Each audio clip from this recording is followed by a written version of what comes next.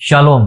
आज की सुबह के लिए हम परमेश्वर को धन्यवाद करते कि प्रभु ने फिर एक बार मौका दिया है कि हम मिलकर उसके नाम को प्रशंसा और महिमा दे सके। आज सुबह जो विषय हम लोग प्रभु के वचन से पढ़ने जा रहे हैं वो है आओ याजक बने। आओ याजक बने, लेट्स बी अ प्रीस्ट। आओ याजक बने। अब ये विषय ऐसा अपने आप में इतना कठिन और अपने आप में इतना ऐसा विषय है कि जिसे समझने के लिए हम में से प्रत्येक को पवित्र आत्मा की आवश्यकता होगी, ताकि प्रभु हमारी आत्मिक आंखें खोले और हम लोग जान सके कि परमेश्वर का वचन आज के इस समय, इस सुबह हमसे ये आओ याजक बने इस माध्यम से क्या सिखाना चाह रहा है। आइए हम वचनों को पढ़ेंगे। कुछ बातों को हमें समझना पड़ेगा। सबसे पहले हम निकालेंगे प्रकाशित वाक्य अध्याय 20 और वचन 6, रेवलेशन चैप्टर 20 एंड वर्स 6, जहां इस प्रकार से लिखा हुआ है। मैं आपके लिए पढ़ना चाहता हूं।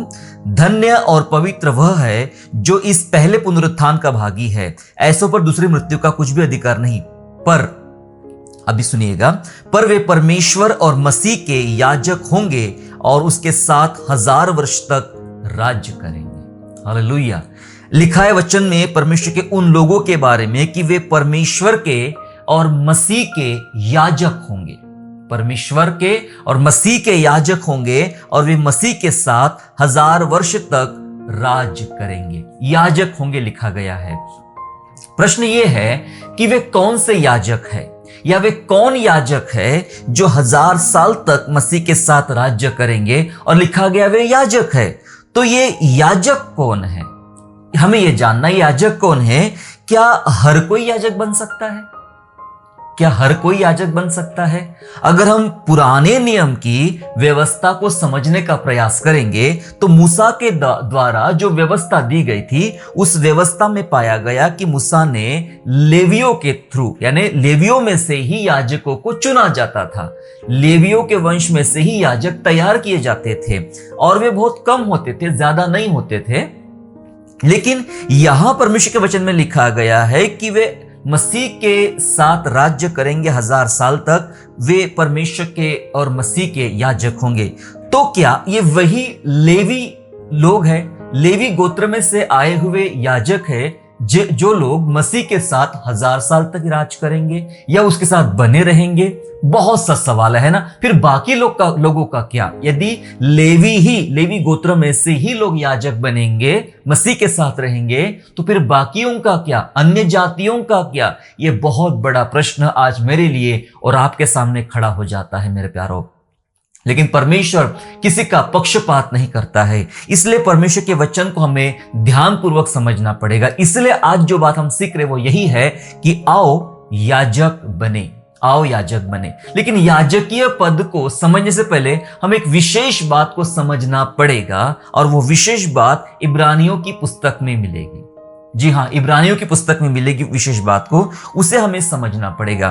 क्या आप जानते हैं, इब्रानियों की पुस्तक में प्रभु यीशु मसीह को महायाजक के स्वरूप में दर्शाया गया है। इब्रानियों की पुस्तक प्रभु यीशु मसीह को महायाजक के रूप में घोषित करती, या फिर महायाजक है, हमारा उत्तम महायाजक है, ऐसा बताती है। पर वो यीशु मसीह कैसे याजक बना? क्या वो वजह थी उसके याजक बनने की? क्या कारण थी कि इस वजह से वो याजक बना? यदि ये बात आपको समझ में आ जाएगी तो मैं आपको जो सिखाने चाह रहा हूं आज की आओ याजक बने, कैसे कोई याजक बन सकता है, ये बात भी हमें समझ में आ जाएगी। तो हमें ये 7वां अध्याय को ध्यानपूर्वक तरीके से हमें समझना पड़ेगा। मेरे साथ निकाल लेंगे आप लोग इब्रानियों की पत्री और अध्याय 7, इब्रानियों, Hebrew, book of Hebrew chapter 7।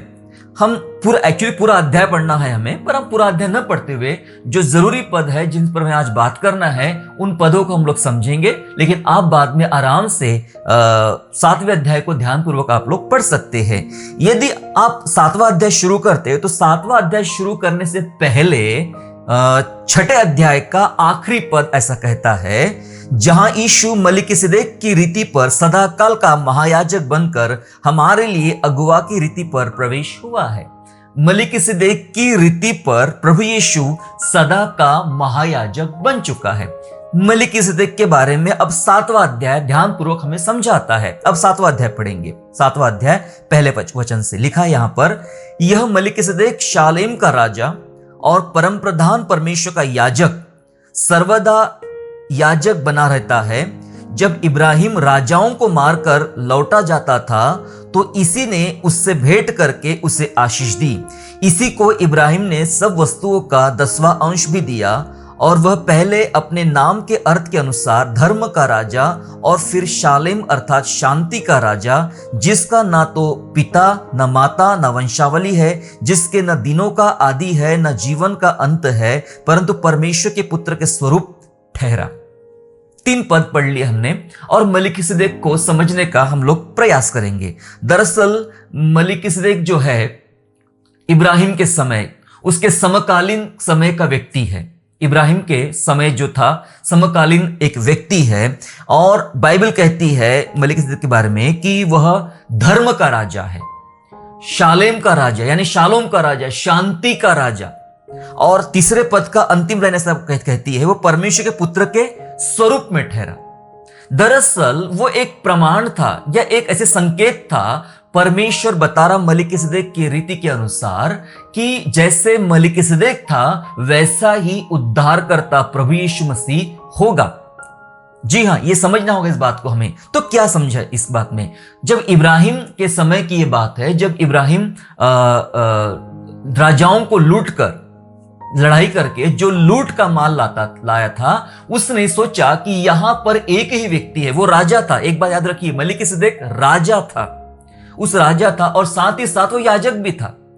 मैं जो बात आपको कह रहा हूं ये एकदम पक्के प्रमाणों के साथ, बाइबल के प्रमाणों के साथ हमें समझना है। वो राजा भी था और वह याजक भी था। जी हां, जिस इब्राहिम ने जिसे देखा, यीशु मसीह कौन है? यीशु मसीह राजा भी है, he is the king of king. वो राजा भी है और वह याजक भी है, राजा है और याजक भी है। वैसे मलिकिसिदक भी राजा भी है और वह याजक है। जब आप उत्पत्ति अध्याय 14 और वचन 18 पढ़ेंगे, जेनेसिस चैप्टर 14 एंड वर्स 18 जब हम पढ़ते हैं तो वहां इस प्रकार लिखा है, सुनिएगा। जब शालेम का राजा मलिकिसिदक जो परम प्रधान ईश्वर का याजक था, कौन था? लिखा है शालेम का राजा, वो एक राजा भी है, ठीक है। आगे लिखा है परम प्रधान ईश्वर का याजक था, रोटी और दाख मधु ले आया। मलिकिसिदक के विषय में लिखा गया है कि वो राजा भी था और वह याजक भी था। यीशु मसीह राजा भी है और वह याजक भी है। जी हां, याजक भी है। और लिखा है उसके बारे में, किसके बारे में? मलिकिसिदक के बारे में लिखा हुआ है। तीसरा पद ऐसा कहता है कि इब्राहिम ने उसको सारे वस्तुओं का दशमांश चढ़ाया। क्यों दशमांश चढ़ाया? क्योंकि वो उसको याजक के स्वरूप में देखता है। इब्राहिम मलिकिसिदक को याजक के स्वरूप में देखता है और याजकों को दशमांश देना होता है, तो इब्राहिम ने उसको दिया। अब मलिकिसिदक के बारे में तीसरा वचन बोलता है, जिसका ना तो पिता ना माता ना वंशावली है, ना उसके दिनों का आदि है, ना अंत है, ना जीवन के बारे में कुछ जानकारी है। तो क्या यह स्वर्गदूत है? नहीं, ना यह स्वर्गदूत है, ना कोई स्पेशल व्यक्ति है। लेकिन इसलिए ऐसा लिखा है क्योंकि मलिकिसिदक के बारे में ना वंशावली में कुछ लिखा गया है, ना उसके माता पिता के बारे में कुछ लिखा गया है, ना उसके जीवन काल के बारे में लिखा गया है, ना उसके अंत के बारे में लिखा गया है। जी हां, कुछ नहीं लिखा गया है बाइबल में, इसके बारे में कोई प्रमाण नहीं मिलते हैं। जी हां, इसलिए वह अनंत है। मलिकिसिदक याजक को, जो राजा भी था, उसको यीशु मसीह के साथ संबोधित किया जाता है, प्रभु यीशु मसीह के साथ दिखाया जाता है, क्योंकि यीशु मसीह भी अनंत काल का राजा और अनंत काल का महायाजक भी है। उसके बारे में कोई ऐसी स्पष्टीकरण जो होता है, जिसे मलिकिसिदक के बारे में लिखा गया है, वैसा प्रभु यीशु मसीह के बारे में भी हमें यह बताता है कि उसका अंत नहीं हुआ। वही आदि है, वही अंत है, वही अल्फा है, वही ओमेगा है। वैसे मलिकिसिदक के बारे में लिखा गया कि कोई नहीं था, क्योंकि वह परमेश्वर के पुत्र के स्वरूप में ठहरा। परमेश्वर के पुत्र के स्वरूप में ठहरा। वह सदाकाल का राजा या सदाकाल का याजक बना हुआ है। अब अगर हम बात करेंगे ये याजक बना कैसे, मलिकिसिदक याजक कैसे बना, हम सीख रहे क्या? याद रखिएगा, हम सीख रहे हैं आओ याजक बने। जी हां, अब मलिकिसेदेक याजक कैसे बना? क्या वो याजक बन सकता था? क्या व्यवस्था के आधार पर यह सब सही था? इसी अध्याय में 7वें अध्याय में अगर हम आगे पढ़ते हैं, 11 वचन से आगे पढ़ेंगे, हाँ, वर्स 11 से आगे पढ़ेंगे, मैं आपके लिए पढ़ना चाहता हूं। लिखा है, तब यदि लेवीय याजक पद के द्वारा सिद्धि हो सकती है जिसके सहारे से लोगों को व्यवस्था मिली थी, तो फिर क्या आवश्यकता थी कि दूसरा याजक मलिकिसेदेक की रीति पर खड़ा हो और हारून की रीति का न कहलाए? यह बताया जा रहा है कि लेवियों के द्वारा जो याजक पद मिलता था, या लेवियों में से ही याजक चुने जाते थे, लेकिन बाइबल बताती है कि वे लेवी याजक सिद्ध नहीं होते थे। यह प्रथा चलती थी कि लेवियों में से ही याजक लिए जाते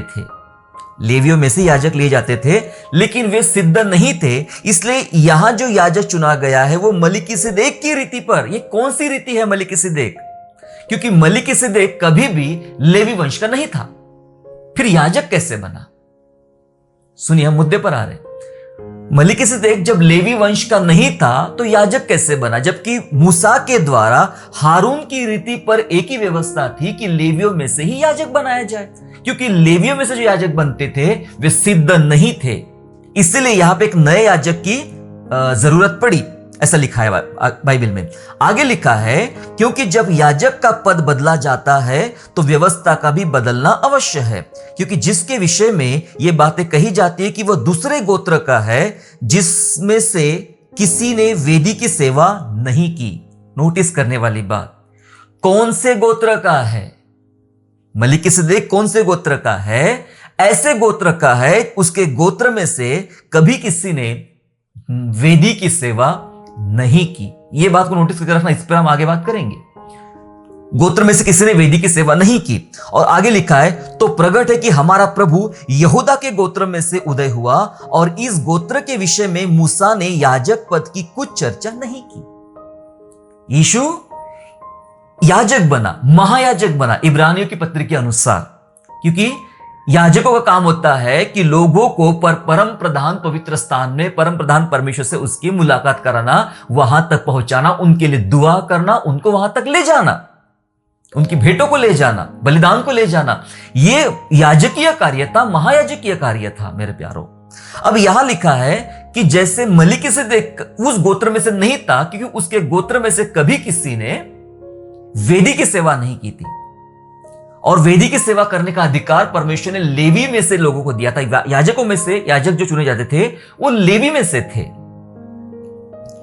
अब यहां वचन बता रहा, हमारा प्रभु यीशु मसीह यहूदा के गोत्र में उदय हुआ। ये हम सब जानते हैं, दाऊद का वंश, यहूदा के गोत्र में से यीशु मसीह का जन्म होता है। और यहूदा के गोत्र में से कोई याजक बनेगा क्या, ऐसा मूसा ने कभी चर्चा में नहीं बताया, ऐसा मूसा ने अपनी व्यवस्था में कभी भी नहीं बताया गया।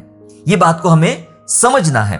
जी हां, आगे लिखा है, और जब मलिकिसेदेक के समान एक और ऐसा याजक उत्पन्न होने वाला था जो शारीरिक आज्ञा की व्यवस्था के अनुसार नहीं पर अविनाशी जीवन की सामर्थ्य के अनुसार नियुक्त हो, तो हमारा दावा और भी स्पष्टता से प्रकट हो गया, क्योंकि उसके विषय में यह गवाही दी गई है। जी हां, यह गवाही दी गई है कि मलिकिसेदेक की रीति पर युगानुयुग याजक है। जी हां, युगानुयुग याजक है। वो लेवी वंश का नहीं था, लेवी गोत्र का नहीं था। यीशु मसीह भी लेवी गोत्र का नहीं था, दूसरे गोत्र से था मलिकिसेदेक, और प्रभु यीशु मसीह भी दूसरे गोत्र से था। मलिकिसेदेक ने कभी भी, या उसके वंश ने कभी भी वेदी की सेवा नहीं की थी, तब भी उसको सेवा करने का, याजक पद का और राजा बनने का अधिकार मिला। और ये वो रीति थी, ये वो रीति थी जिस रीति के आधार पे यीशु मसीह जो सदाकाल का याजक होगा वो कहलाएगा मलिकिसेदेक की रीति के अनुसार। ये लेवियों की रीति के अनुसार याजक नहीं बना। लेवियों की रीति एक के बाद ऐसा होता था, लेकिन मलिकिसेदेक की रीति ये थी जो उस वंश में से, उस गोत्र में से कभी नहीं आया जहां पे लोगों ने कभी वेदी की सेवा नहीं की, कभी नहीं की, उस गोत्र में से आता है। तो उस रीति के आधार पर प्रभु यीशु मसीह याजक बनकर आया है मेरे प्यारों। वो याजक परिवार से नहीं था, तब भी सदा का याजक बन गया। अगर हम इसी पद में 7वें अध्याय में 23 और 24 पद अगर हम पढ़े, 7वां अध्याय का 23 एंड 24 अगर पढ़े तो लिखा है, वे तो बहुत से याजक बनते आए। लेवियों में एक के बाद एक के बाद एक के बाद बहुत से याजक बनते आए। इसका कारण यह था कि मृत्यु उन्हें रहने नहीं देती थी। क्यों याजक लगातार बदलते गए? एक के बाद याजक क्यों आए? क्योंकि मृत्यु उनको रहने देती नहीं थी।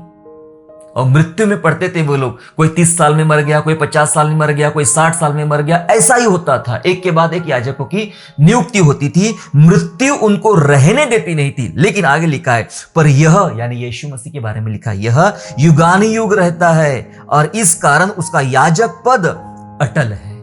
किसका? प्रभु यीशु मसीह का याजक पद अटल है मेरे प्यारों। यीशु याजकीय परिवार से नहीं था, फिर भी सदा का याजक बना रहा और हम सब के लिए वह अटल बना रहा। जी हाँ, यही बात को आज हम समझने का प्रयास कर रहे हैं कि जैसे कि हम सीख रहे, आओ याजक बने। और हमने रेवलेशन में हमने ये पढ़ा कि 1000 साल तक मसीह के साथ वे याजक रहेंगे। जो परमेश्वर और मसीह के याजक कहलाएंगे वे 1000 साल तक याजक कहलाएंगे। मैंने एक सवाल रखा था, यदि ये याजक लेवियों में से ही है तो क्या लेवी ही मसीह के साथ रहेंगे? फिर बाकियों का क्या? फिर अन्य जातियों का क्या? लेकिन जब हमने मलिकिसेदेक के विषय में बात किया, ये जानबूझ के मैंने आपको बताने के लिए प्रयास किया कि मलिकिसेदेक ऐसा याजक था जो कभी भी लेवियों में से नहीं था। वैसे यीशु भी लेवियों में से नहीं था। वो एक दूसरी रीति से याजक बना। और एक इसके बाद जब प्रभु यीशु मसीह खुद महायाजक बन जाता है, अब उस पर विश्वास करने वाले लोग, उसके पीछे चलने वाले लोग, उन्हें वो याजक बनाना चाहता है। उन्हें वो अपने याजक बनाना चाहता है। उन विश्वासियों को वो परमेश्वर के याजक बनाना चाहता है। ऐसे लोगों को चुनना चाहता है जिनके गोत्र में से कोई भी, किसी ने भी वेदी की सेवा नहीं की थी। वो उस वंश में से नहीं है, उस चुने हुए वंश में से नहीं है कि एक ही वंश चुना परमेश्वर ने और कहा इसमें से ही याजक पैदा होंगे, इसमें से याजक आएंगे। जी नहीं। इसलिए सुसमाचार, जब सुसमाचार पूरी दुनिया में फैला, अन्य जातियों में फैला, यहूदियों में फैला, गैर मसीहों में फैला, सब में फैला, तो परमेश्वर की आत्मा लोगों के भीतर काम करने लगी। लोगों को ढूंढने लगी कि आओ, क्या तुम याजक बनना चाहते हो? एक बेहतर अपॉर्चुनिटी बाइबल हमें यहां पर दे रही है। अब कौन याजक बन सकता है? इसलिए मैंने आज कहा कि आओ हम याजक बने। आइए अगली बातों को हम पढ़ने का प्रयास करते हैं।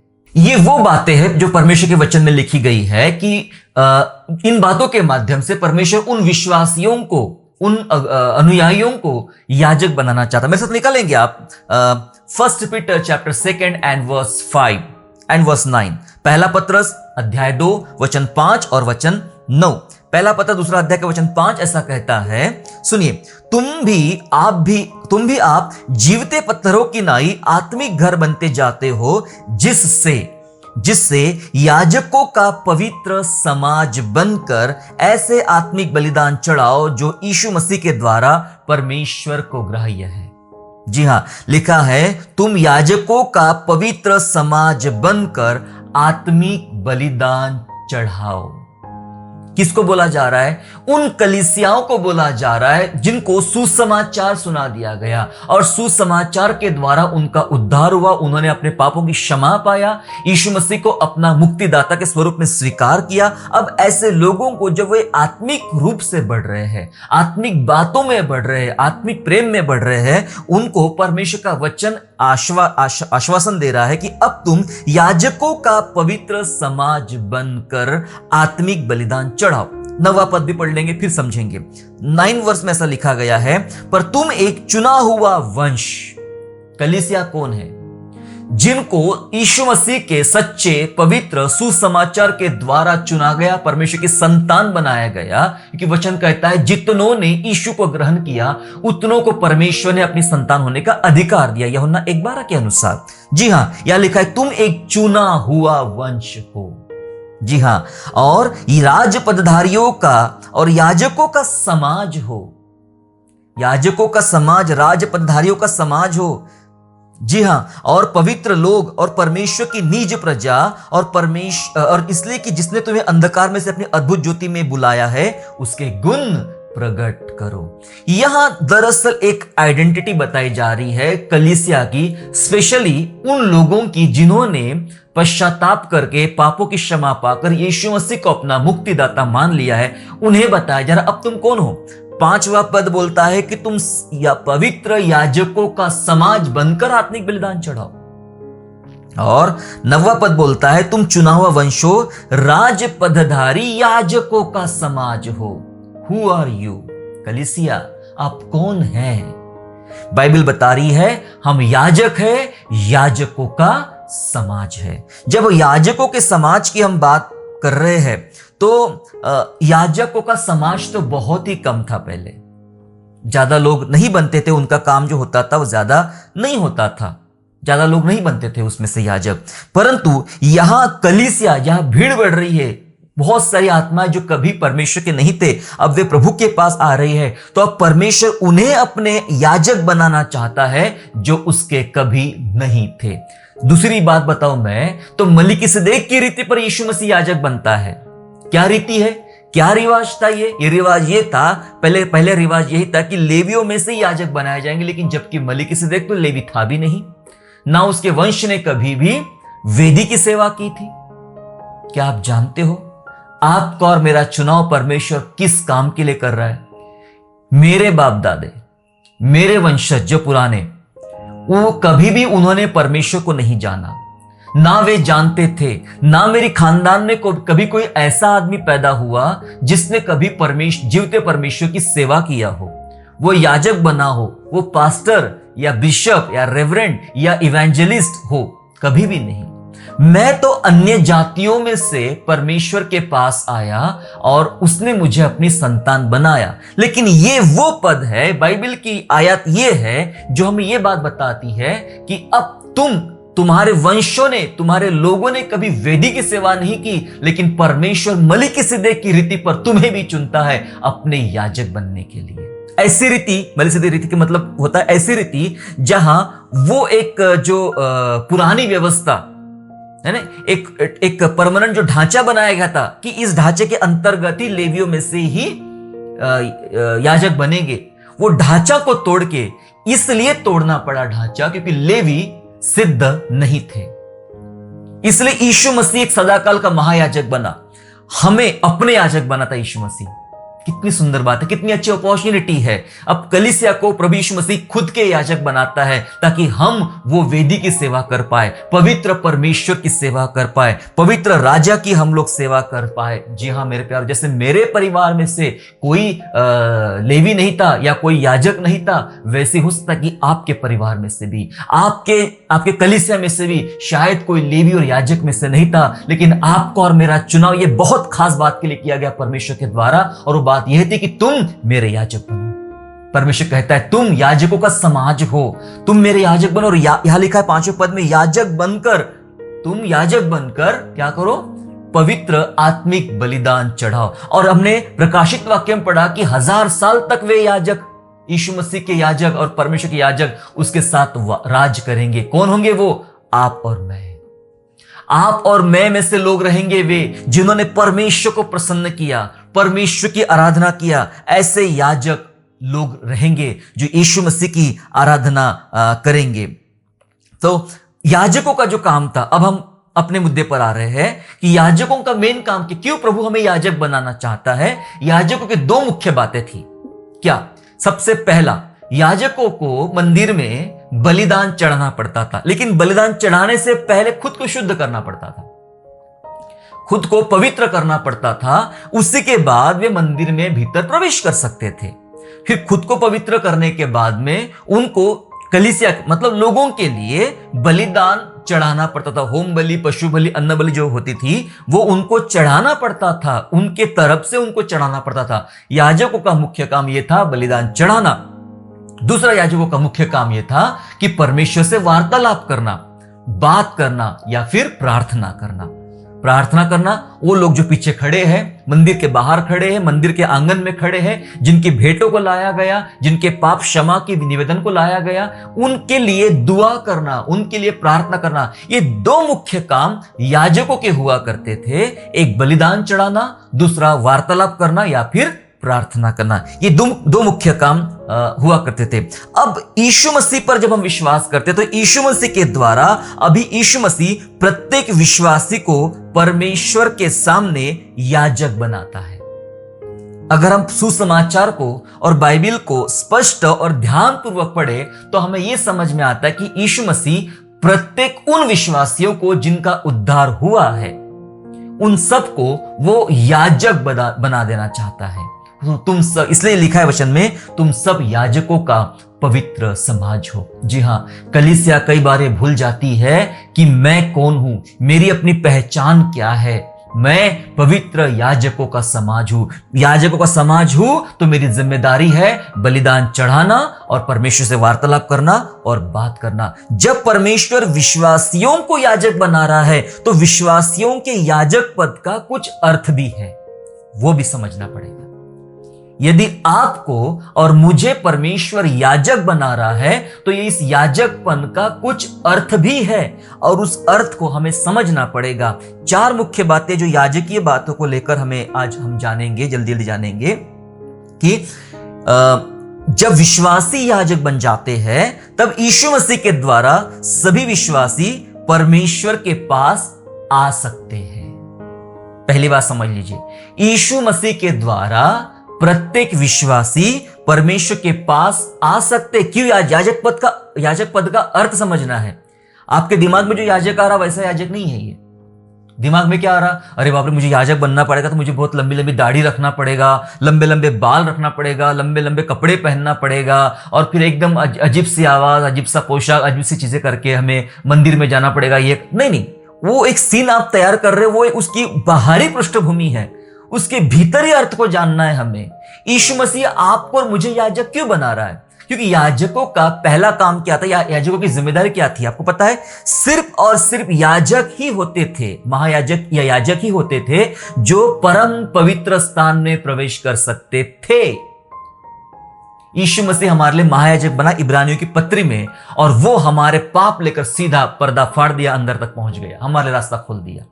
याजकों के अलावा आम आदमी को अधिकार नहीं थे कि परम पवित्र स्थान में पहुंचे, है ना?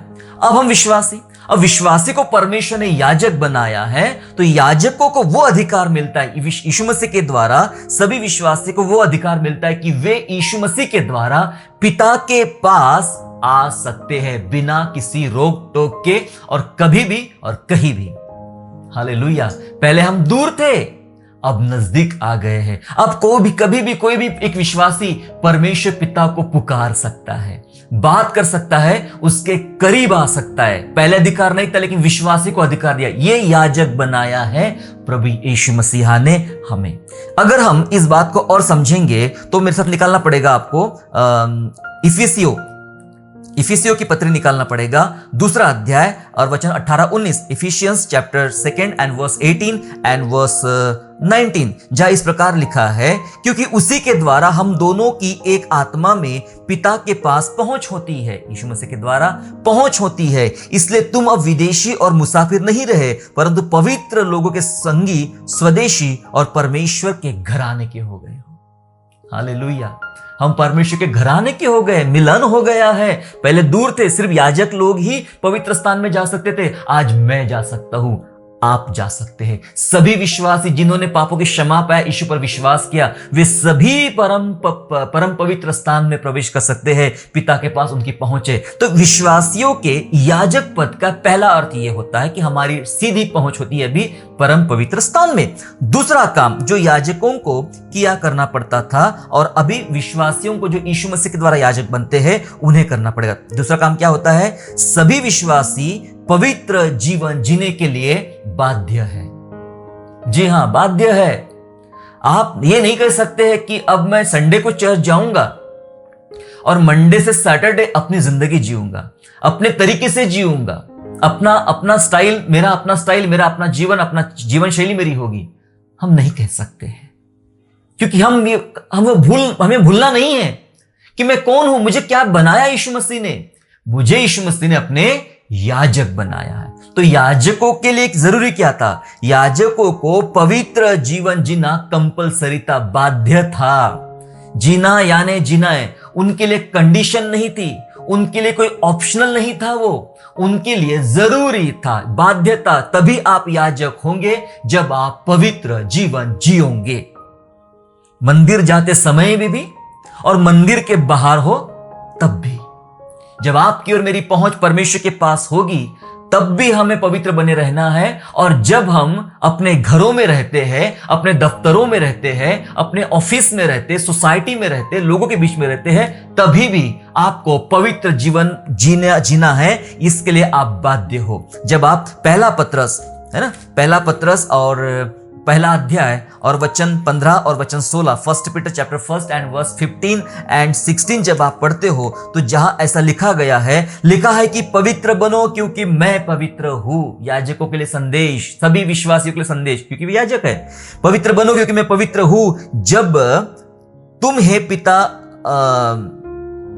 माफ कीजिएगा, हम लोग पढ़ रहे हैं 15 में लिखा है, जैसे तुम्हारा बुलाने वाला पवित्र है वैसे तुम भी अपने सारे चाल चलन में पवित्र बनो, क्योंकि लिखा है पवित्र बनो क्योंकि मैं पवित्र हूं। जी हां, लिखा है बुलाने वाला पवित्र है, तुम्हें तुम्हारा चाल चलन पवित्र होना है। और बुलाने वाला जिसने तुम्हें याजक होने के लिए बुलाया है, याजकों का पवित्र समाज होने के लिए बुलाया है, तुम्हें आत्मिक बलिदान चढ़ाने के लिए बुलाया है, तो क्या करना है? पवित्र जीवन जीने के लिए हम बाध्य है, ऑप्शनल नहीं है। होली लाइफ जीना, पवित्र जीवन जीना ऑप्शनल नहीं है मेरे प्यारो। कभी कभार ही नहीं जीना है, ईस्टर के दिन, गुड फ्राइडे के दिन या फिर क्रिसमस के दिन ही नहीं करना है। Every day, Sunday to Sunday नहीं, एवरी डे, हर समय हर पल हमें पवित्र जीवन जीने के लिए हम बाध्य है, तभी हम याजक हैं। ठीक है। तीसरी बात हम जल्दी समझेंगे कि अगर हम याजक है, विश्वासी याजक है, तो विश्वासी याजकों को क्या अधिकार मिले हैं। मैंने पहले बताया था याजकों का काम क्या था? याजकों का काम था बलिदान चढ़ाना। अब विश्वासियों का भी काम वही है, जिनको याजक बनाया गया है, सभी विश्वासियों को परमेश्वर को बलिदान चढ़ाना है। कौन से बलिदान? क्या आपको पशु पक्षी लेकर प्रभु के पास पहुंचना है? बिल्कुल भी नहीं। अगर ये बलिदान आत्मिक जगत के बारे में बताए जाते हैं, जब आप Roman chapter 12 and verse 1 first, रोमियो 12:1 जब आप पढ़ते हो तो क्या लिखा है कि परमेश्वर की, हे भाइयों मैं तुम्हें परमेश्वर की दया स्मरण दिलाकर विनती करता हूं कि तुम अपने शरीरों को जीवित, पवित्र और परमेश्वर को भावता हुआ बलिदान करके चढ़ाओ, यही तुम्हारी आत्मिक सेवा है। तुम अपने शरीरों को जीवित, पवित्र, प्रभु को भाए ऐसा बलिदान चढ़ा। क्यों बलिदान चढ़ाने के लिए प्रभु बोल रहा है विश्वासियों को? क्योंकि विश्वासी है याजक। नए नियम की कलीसिया की याजक विश्वासी है, और तमाम विश्वासियों को अपने शरीरों को जीवित, पवित्र, परमेश्वर को भाने वाले आत्मिक बलिदान चढ़ाना है मेरे प्यारों। और उन आत्मिक बलिदानों के द्वारा परमेश्वर की सेवा होगी। आपको आज्ञाकारिता का जीवन जीना है, आपको संसार के साथ किसी भी कीमत में कोई प्रकार का समझौता नहीं करना है, आपको पवित्र जीवन जीना है, आपको परमेश्वर को भाए ऐसा जीवन जीना है, अनैतिक कार्यों में शामिल नहीं होना है, और ऐसे बलिदान आपको चढ़ाना पड़ेगा क्योंकि आप याजक है, मैं याजक हूं। हम याजकों का जिम्मेदारी ये है, हमें बलिदान चढ़ाना है। चौथी और आखिरी बात पढ़ के हम समाप्त करने जा रहे हैं कि जो याजकों का काम था, याजकों का काम ये था कि वे बलिदान भी चढ़ाए और वार्तालाप करे, बात करे, लोगों के लिए प्रार्थना करे। तो विश्वासी जिनको यीशु मसीह ने अपने याजक बनाया है, उनका काम यह है कि सभी विश्वासी एक दूसरे के लिए और सभी लोगों के लिए प्रार्थना करें। याजक लोगों की जिम्मेदारी है प्रार्थना करे। पहला तीमुथियुस 2 अध्याय और पहला पद अगर हम पढ़े, फर्स्ट तीमुथी चैप्टर 2 एंड वर्स 1, उसमें पढ़ते लिखा है, अब मैं सबसे पहले यह उपदेश देता हूं कि विनती और प्रार्थना और निवेदन और धन्यवाद सब मनुष्य के लिए किए जाए। हमारा काम है सबके लिए दुआ करना है, कलीसिया के लिए दुआ करना है, लोगों के लिए दुआ करना है, मसीहों के लिए और गैर मसीहों के लिए दुआ करना है, सरकार के लिए दुआ करना है, नेताओं के लिए दुआ करना है, पुलिस के लिए दुआ करना है, डॉक्टर्स के लिए दुआ करना है, स्टूडेंट्स के लिए दुआ करना है, दुनिया में तमाम लोगों के लिए, साइंटिस्ट के लिए दुआ करना है, पत्रकारों के लिए दुआ करना है, वकीलों के लिए दुआ करना है, सबके लिए दुआ करना है। क्यों करना है दुआ? मुझे क्या मेरी जिम्मेदारी है? क्यों मैं दुआ करूं? कलीसिया के लिए करूं, एक दूसरे के लिए करूं, क्यों? और सबके लिए दुआ मैं क्यों करूं? क्योंकि मैं याजक हूं। कैसा याजक हूं? मेरे खानदान में कोई याजक पैदा नहीं हुए थे, मैं याजक के खानदान से नहीं हूं, याजक के पुत्र से नहीं हूं। जैसे मलिकिसिदक, वैसे ही यीशु मसीह भी महायाजक था। अब वो यीशु मसीह वैसा ही हमें याजक बनाता है। प्रभु कहता है तुम पहले मेरे नहीं थे, अब अपने हो गए हो, दूर थे, पराए थे, अब अपने मेरे हो गए हो। जी हाँ, हम ऐसे गोत्र में से, ऐसे वंश में से, ऐसे समुदाय में से हम निकाले गए हैं मेरे प्यारों, जहां किसी ने कभी वेदी की सेवा नहीं की, जिसने जीवते परमेश्वर की आराधना नहीं की, लेकिन ये यीशु मसीह का अनुग्रह हम पर हुआ है कि उसने हमें याजक बनाया। मैंने 4 बातें आपको बताई। आप याजक इसलिए है, और तब तक याजक बने रह सकते हो जब तक आप याजकीय कार्य, जो विश्वासियों का याजकीय कार्य है, इस कार्य को आप पूरा करते हो, तब तक। पहला कार्य यह है, पहली पहुंच, आप सीधे परमेश्वर पिता के पास आ सकते हो, जैसे याजक आ सकता है। ठीक है। दूसरी बात, आप पवित्र जीवन जीने के लिए बाध्य हो, यह ऑप्शनल नहीं है, आप पवित्र जीवन जीने के लिए बाध्य हो। तीसरी बात, आप सभी विश्वासियों को बलिदान चढ़ाना है, स्वयं का त्यागमय जीवन जीना है। चौथी बात, हमें एक दूसरे विश्वासियों के लिए, एक दूसरे के लिए और सभी लोगों के लिए हमें प्रार्थना करना है, तो हम याजक हैं। क्या आज आप याजक बनना चाहते हो? मसीह के साथ वे 1000 वर्ष का राज, मसीह के साथ चलना, याजक बन के जीना, इस दुनिया में याजक बन के जीना, क्या आप तैयार हो? प्रभु के वचन में लिखा है, तुम आत्मिक याजकों का समाज बनकर आत्मिक बलिदान चढ़ाओ।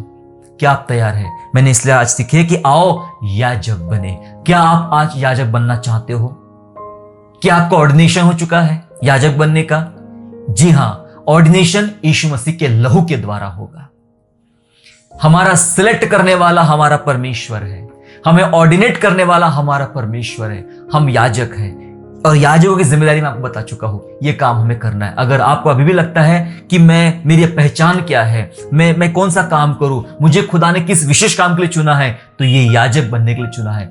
यदि आप याजक बनना चाहते हो, याजक के कार्यों में, ये प्रभु यीशु मसीह की जो सेवा उसने हमें दिया है, इस सेवा में आगे बढ़ना चाहते हो, तो आओ मेरे साथ मिलकर दुआ करेंगे। Thank you Jesus Lord. परमेश्वर पिता, यीशु मसीह के नाम से आपका हम धन्यवाद करते प्रभु, क्योंकि आप सच्चे, पवित्र और जिंदा परमेश्वर हैं। धन्यवाद प्रभु, आप हमें याजक बनाना चाहते हो, जिस प्रकार मलिकिसिदक था पिता परमेश्वर, और उसने पिता राजा, हालेलुया, खुदावन पिता परमेश्वर, वो कभी उसके गोत्र में से किसी ने कभी पिता परमेश्वर वेदी की सेवा नहीं किया था, लेकिन वो राजा भी था और वो याजक था। जैसे हमारा यीशु मसीह राजा, अनंत काल का राजा है, अनंत काल का याजक है पिता परमेश्वर, आपने उसको चुना, हम धन्यवाद करते हैं। प्यारे प्रभु, यीशु मसीह के माध्यम से पिता, सुसमाचार के माध्यम से, पवित्र वचन के माध्यम से प्रभु जी, आपने आज कलीसिया और विश्वासियों को अपने याजक बनाया, याजक होने के लिए चुन लिया प्रभु जी, हम धन्यवाद करते हैं। यीशु, हमारी विशेष मदद कर, विशेष सहायता कर पिता परमेश्वर, ताकि इस याजकीय पद में हम बने रह सके और जो जिम्मेदारी आपने दिया उसको हम पूरा कर सके। धन्यवाद प्रभु, पहले हमारी पहुंच नहीं थी, अब हम सीधी पहुंच आप तक पहुंचते राजा, आपके पवित्र नाम से पिता धन्यवाद करते हैं। धन्यवाद पिता, आप हमें बलिदान चढ़ाने के लिए पिता परमेश्वर आप हमें अनुग्रह देते हैं। धन्यवाद प्रभु, पवित्र जीवन जीने के लिए प्रभु आप हमें अनुग्रह देते हो। धन्यवाद प्रभु, हमें दुआ करने के लिए, प्रार्थना करने के लिए, एक दूसरे के लिए प्रार्थना करने के लिए अनुग्रह देते हो प्रभु। ये याजकीय कार्य जो आपने हमें दिया है, इसके लिए पिता परमेश्वर आपका हम धन्यवाद करते हैं, आपकी स्तुति करते हैं। धन्यवाद पिता, आज जितने हमारे भाई बहन सुन रहे हैं उन सभी को इन याजकीय मार्ग में आगे बढ़ने के लिए विशेष सहायता कर प्रभु जी, धन्यवाद करते हैं। धन्यवाद के साथ प्रभु यीशु मसीह के नाम से ये प्रार्थना मांगते हैं, आमीन।